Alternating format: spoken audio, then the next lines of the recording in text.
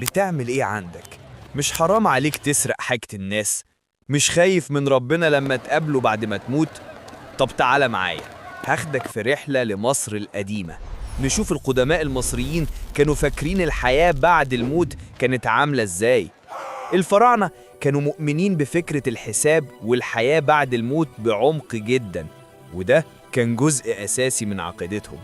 الموت ما كانش بالنسبة لهم نهاية، لا، ده كان بداية الحياة التانية، الحياة بعد الموت. بعد ما الإنسان يموت، المصريين القدماء كانوا بيعتقدوا إن الروح بتخرج من الجسد وبتبدأ رحلة طويلة لعالم تاني اسمه دوات أو العالم السفلي. في العالم ده الروح بتعدي على محاكمة اسمها محكمة أوزوريس، إله الموتى والحياة الأخرى. المشهد ده كان بيتوصف بدقة في كتاب الموتى، وكان عبارة عن 3 خطوات، وده أشبه بدليل إرشادي للروح عشان تعرف تعمل إيه. الخطوة الأولى قاعة الحقيقة. الروح بتدخل القاعة، وفي النص بيكون أوزوريس قاعد على العرش لابس التاج الأبيض، وحواليه 42 قاضي من آلهة مختلفة، كلهم مستنيين يسمعوا الحقيقة عن حياتك. الخطوة التانية الاعتراف السلبي. الميت بيقف قدام القضاة وبيقول 42 جملة اسمها الاعترافات السلبية، زي لم أسرق، لم أقتل، لم أكذب، لم أغضب الآلهة. يعني لازم يثبت إنه عاش حياة طيبة تماما. الخطوة الثالثة وزن القلب.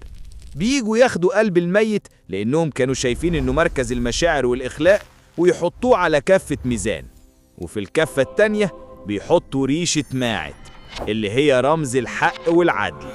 لو القلب كان خفيف زي الريشة، يعني الميت كان إنسان طيب وعادل، وكده يدخل الجنة اللي كان اسمها عندهم حقول الإيارو، ويعيش هناك في سلام وسط الخضرة والأنهار.